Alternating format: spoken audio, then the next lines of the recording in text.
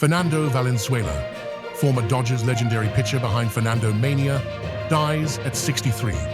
Fernando Valenzuela, the famous Mexican baseball player for the Los Angeles Dodgers, has died at the age of 63.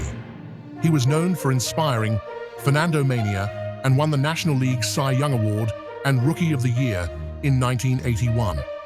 The Dodgers announced that he passed away on Tuesday night in a hospital in Los Angeles, but they did not share details about how he died. Fernando Valenzuela passed away just as the Dodgers were getting ready to start the World Series against the New York Yankees on Friday. Baseball Commissioner Rob Manfred said they will honor Valenzuela during the series at Dodger Stadium. Valenzuela had stepped down from his job as a color commentator for the Dodgers' Spanish-language broadcasts in September, and he had been hospitalized earlier this month. He was a familiar face at Dodger Stadium, where fans loved to take pictures with him and get his autograph. Actor and Dodgers fan Danny Trejo posted on X, saying, "God bless Fernando Valenzuela." Valenzuela was one of the best players of his time and was very popular in the 1980s, but he was never elected to the Baseball Hall of Fame. Still, some of his memorabilia, including a signed ball from his no-hitter in 1990, is on display in Cooperstown. Stan Kasten, the Dodgers team president, called Fernando Valenzuela one of the most important players in the team's history. He said Valenzuela helped bring fans together during the exciting 1981 season known as Fernando Mania, and he remained a beloved figure as both a player and broadcaster. Kasten expressed sadness over his early passing. Valenzuela grew up in Mexico as the youngest of 12 children, and his success on the baseball field made him very popular, especially in Los Angeles' Latino community. He helped attract new fans to Major League Baseball, and people continued to admire him long after he retired. Actor Mario Lopez shared his thoughts on social media, saying, "63 is way too young. A piece of my childhood is gone."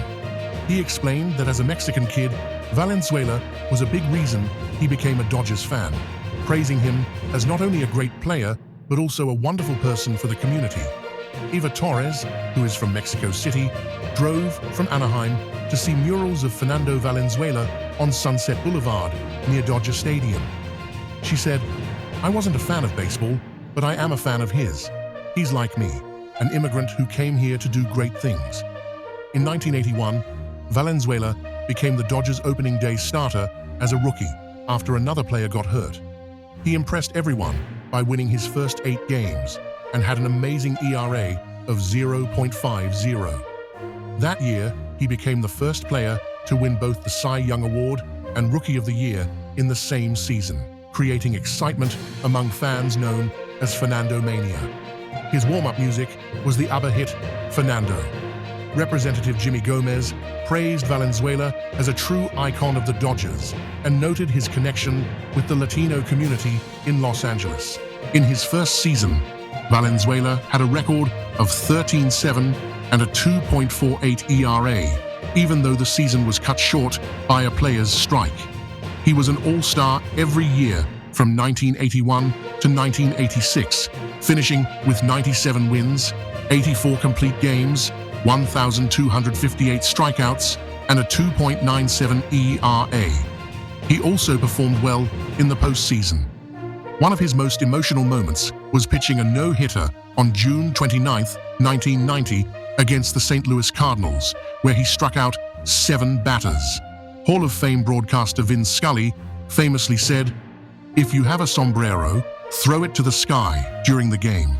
Valenzuela, nicknamed El Toro, had a unique pitching style and was known for throwing a screwball, which was not common at the time. Early in his career, he struggled with English, but rookie Mike Scioscia learned Spanish to communicate with him. Valenzuela was also a decent hitter, with 10 career home runs.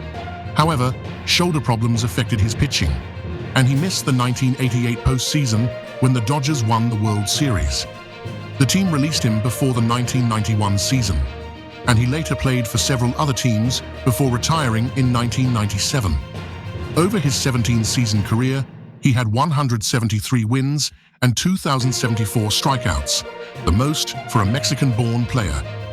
Valenzuela's journey from a small town in Mexico to becoming a star in the US was remarkable. He signed his first professional contract at 16 and caught the attention of Dodgers scout Mike Brito at 18. Valenzuela debuted with the Dodgers in 1980. He remains the only pitcher in MLB history to win both the Cy Young and Rookie of the Year awards in the same season. He was the starting pitcher for the National League in the All-Star Game in 1981, the same year the Dodgers won the World Series.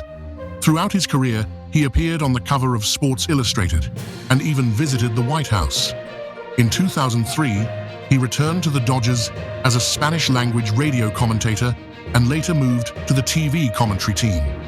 Baseball Commissioner Rob Manfred highlighted Valenzuela's support for growing the game and connecting with fans. He was inducted into the Mexican Professional Baseball Hall of Fame in 2014, and the Mexican League retired his number 34 jersey in 2019. The Dodgers also retired his number in 2023, making an exception to their usual rule about Hall of Fame induction. Valenzuela became a U.S. citizen in 2015 and served on the coaching staff for Mexico in the World Baseball Classic several times.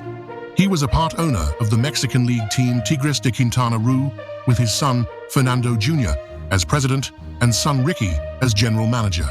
He is survived by his wife Linda, whom he married in 1981, their daughters Linda and Maria, and 7 grandchildren.